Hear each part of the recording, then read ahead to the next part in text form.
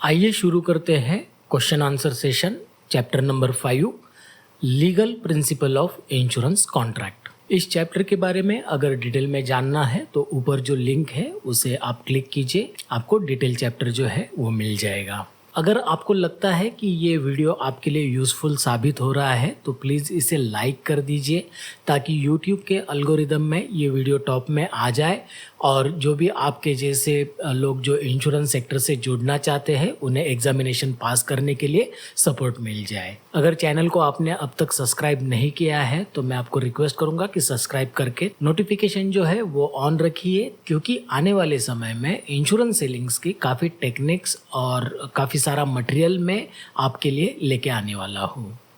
तो शुरू करते हैं test yourself. Question 1, Which among the following is an example of coercion? इसके ऑप्शन है Ramesh signs a contract without having knowledge of fine print. Ramesh threatens to kill Mahesh if he does not sign the contract. Ramesh uses his professional standing to get Mahesh to sign a contract. And Ramesh provides false information to get Mahesh to sign a contract. Coercion मतलब धमकी देना। तो इस हिसाब से इसका जो answer है Ramesh threatens to kill Mahesh if he does not sign the contract, ये इसका आंसर है। ये एग्जाम्पल है कोर्शन का।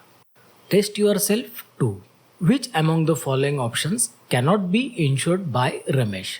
मतलब रमेश द्वारा कौन से ऑप्शंस में इंश्योरेंस नहीं लिया जा सकता। Ramesh house, Ramesh spouse, Ramesh friend, Ramesh parents. Ramesh अपने घर का इंश्योरेंस कर सकता है, रमेश अपनी वाइफ का इंश्योरेंस कर सकता है, रमेश जो है ये अपने पेरेंट्स का भी इंश्योरेंस कर सकता है।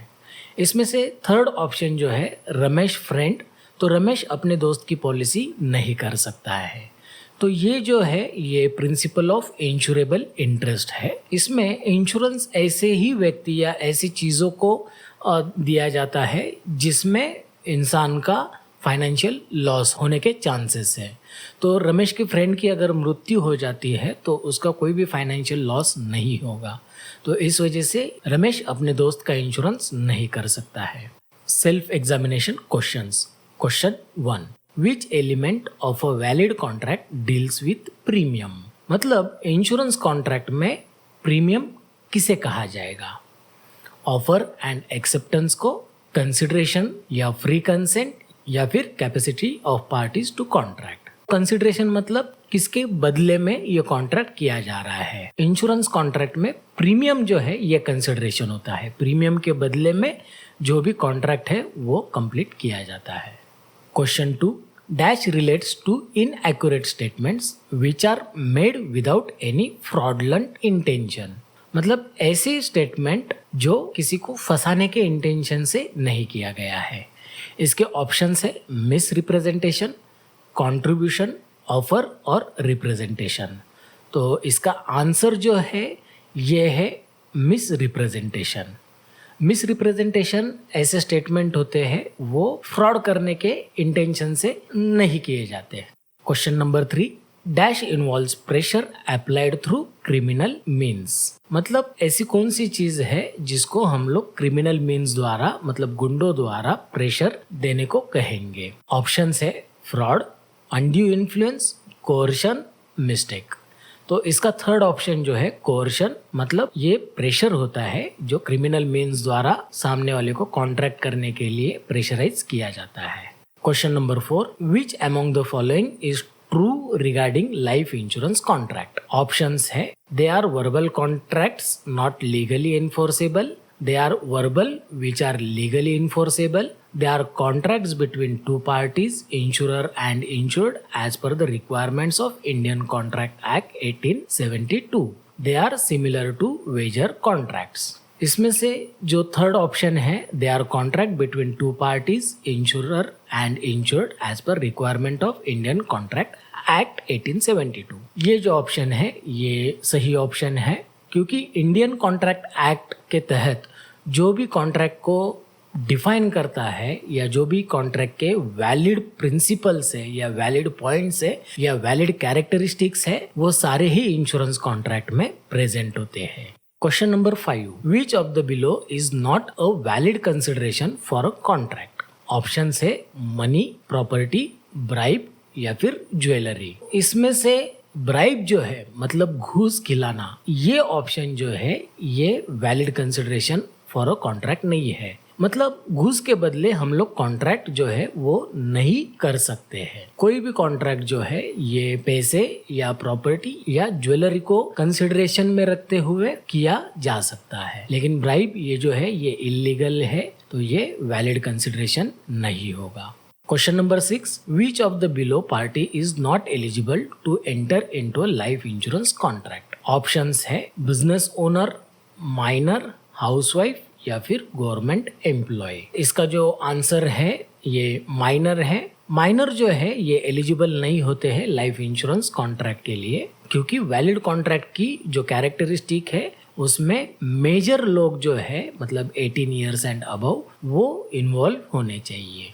Question number 7, which of the below action showcases the principle of uberrima fides. Option है lying about known medical condition on an insurance proposal form, not revealing known material facts on an insurance proposal form, disclosing known material facts on an insurance proposal form, and paying premium on time। तो यूबेरिमा फाइड्स ये एक principal है insurance contract का। इसमें जो भी material facts है मतलब हमारे बारे में जो भी जानकारी है वो हमें प्रपोजल फॉर्म में डिस्क्लोज करनी होती है विलिंगली। तो इसका जो आंसर है ये थर्ड है।